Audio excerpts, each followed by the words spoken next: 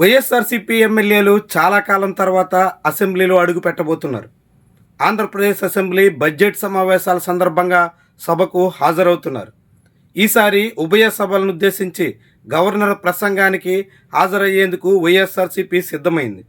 రేపు ఉదయం గవర్నర్ అసెంబ్లీలో ప్రసంగిస్తారు. ఆ తర్వాత వైఎస్ఆర్సీపీ శాసనసభాపక్ష సమావేశం కూడా నిర్వహించబోతున్నారు.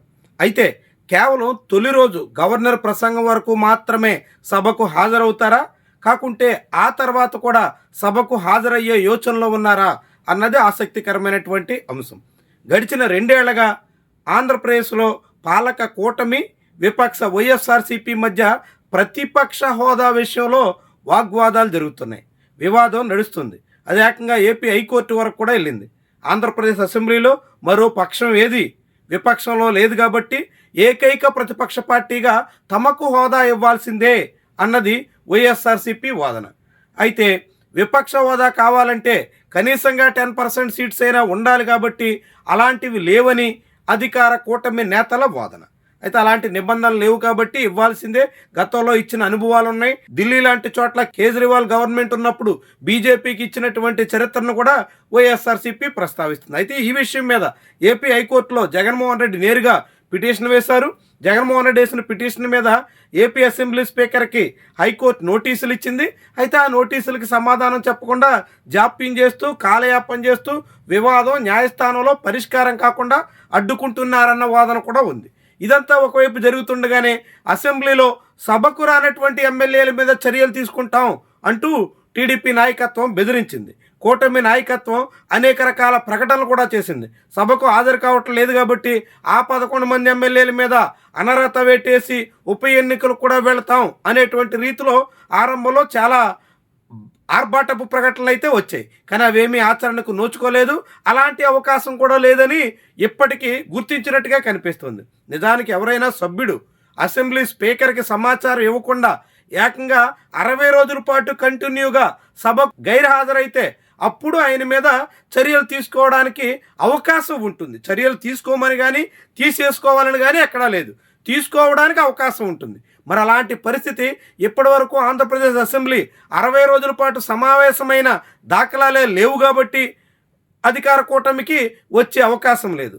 అదే సమయంలో గత ఏడాది కూడా అసెంబ్లీలో బడ్జెట్ సమావేశాల సందర్భంగా విపక్ష సభ్యులు సభకు హాజరైనటువంటి నేపథ్యంలో వరుసగా 60 రోజులు గైర్హాజరైనటువంటి రీతికి కూడా ఆస్కారం ఇవ్వడం లేదు.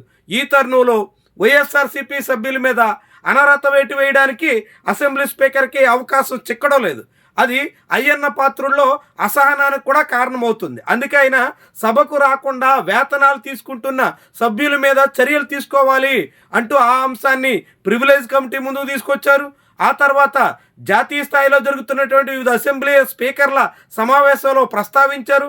ఇలా 10 మార్లు అదే విషయాన్ని ఆయన పేర్కొంటున్నారు. అయినప్పటికీ కూడా అలాంటి చట్టం కూడా లేకపోవడంతో సభ్యుల హాజరును బట్టి వేతనాలు ఇచ్చేటువంటి విధానం దేశంలో ఎక్కడా లేకపోవడంతో అయ్యన్న పాత్రుడు కూడా ఏమీ చేయలేని పరిస్థితుల్లో ఉంది. ఇలాంటి తరుణంలో విపక్ష వైఎస్ఆర్సీపీ రేపు గవర్నర్ ప్రసంగానికి హాజరయ్యేటువంటి నేపథ్యంలో అధికార కూటమికి మరోసారి ఆశాభంగం తప్పదనే చెప్పొచ్చు.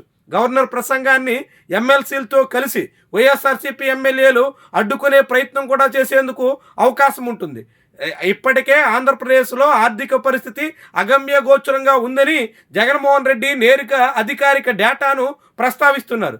కానీ రేపు అసెంబ్లీలో ఎలాగోనూ గవర్నర్ ప్రసంగం సందర్భంగా అంతా బాగుందని, ఆంధ్రప్రదేశ్ అగ్రస్థానానికి దూసుకుపోతుందని, అనేక రంగాల్లో ముందంజలో ఉందని రకరకాలుగా మాటలు చెప్పడం అనివార్యంగా చెప్పొచ్చు. ఇప్పటికే మొన్నటి రిపబ్లిక్ డే సందర్భంగా కూడా గవర్నర్ ప్రసంగంలో అలాంటి మాటలు ప్రస్ఫుటంగా వచ్చాయి. కాబట్టి అసెంబ్లీలో కూడా అదే తీరున కొనసాగడానికి అవకాశం ఎక్కువ ఉంది. ఇలాంటి మాటలు వచ్చినప్పుడు ఖచ్చితంగా విపక్షం అడ్డుకోవడానికి ప్రయత్నం చేస్తుంది. ఆ సమయంలో అసెంబ్లీలో గందరగోళం ఏర్పడినా ఆశ్చర్యపడాల్సిన పని లేదు. మరి ఈ తరుణంలో అసెంబ్లీ స్పీకర్ మండలి చైర్మన్ ఏ తీరున వ్యవహరిస్తారు, ఆ తర్వాత వైఎస్ఆర్సీపీ వ్యూహం ఎట్లా ఉంటుంది అన్నది ముఖ్యమైనటువంటి విషయం.